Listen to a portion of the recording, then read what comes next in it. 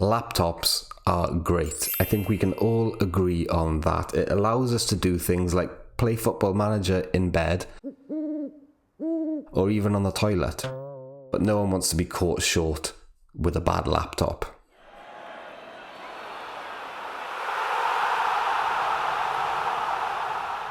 Hello and welcome back to FM Scout. My name is Rhys and today we're going to be sharing with you our top tips for laptop success in Football Manager 2022.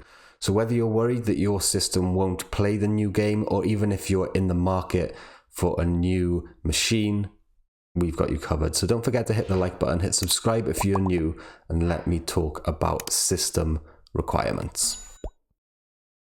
So FM22 will be with us very, very soon at the time of recording. They've released the system requirements for the game, and here we've got them on the screen for you. It requires a 64-bit processor and operating system, so that's Windows 7, SP1, 8/8.1, a Windows 10, etc. A processor of an Intel Core 2 or AMD Athlon 64, 1.8 gigahertz or higher, memory of 4 gigabytes of RAM, and graphics card equal to or better than the ones shown on screen now. Now, there's a good reason that PCs come with system requirements, right? You need to make sure that your computer is going to be powerful enough to run the required games. So these are the minimum system requirements, right? So there's no reason that you can't buy Football Manager 2022, pop it into your system and have a fairly decent gaming experience. But we here at FM Scout recommend that you go a little bit further, and there are certain parts of these requirements which we recommend boosting. Number one is your CPU. Now, CPU stands for Central Processing Unit, otherwise known as a processor. The better your CPU, the smoother Football Manager will run. It may also allow you to load more leagues, divisions, and a larger database, which is always good. So it's generally best to look for a CPU with a higher kind of clock speed, and you can get dual core, quad core, 8 core. The higher numbers are usually better. Intel, AMD, both very, very good. Now, FM22 requires an Intel Core 2 or an AMD Athlon 64, 1.8 gigahertz or higher. Now, generally, the rule of thumb is you go from that 1.8 gigahertz and you go higher. The higher, the better, and the more cores you can have, basically, the better as well. So the next important factor to consider is the GPU.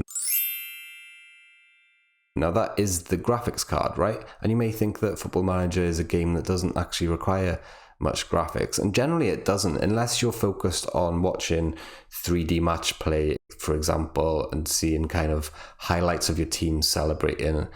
It's not that important. There are generally two types of graphics cards you'll come across in your laptop, and that is integrated or dedicated. Integrated is where the graphics processing capability is built into the CPU, so that's the processor, and that's generally a less capable option. And then dedicated is where you've got a standalone graphics card built to deal with graphics by itself. Some processors, though, do have really good integrated graphics and may be able to run the 3D match engine at higher settings by themselves. The third most important thing for us is RAM.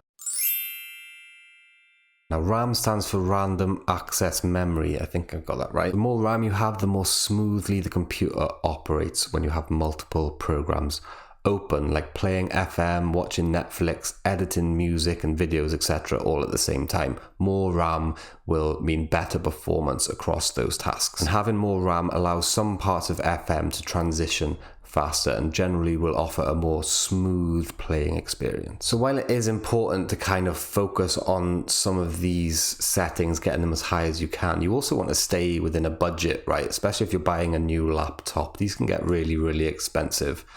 But if you want the full Football Manager experience, I would suggest maybe avoiding the smaller types of laptops. That's really going to need to temper your expectation in terms of how many leagues you're going to be loading, what kind of graphics you're going to be seeing, etc. For me personally, I like the 2D match engine, so maybe that's something that will factor in your decision making.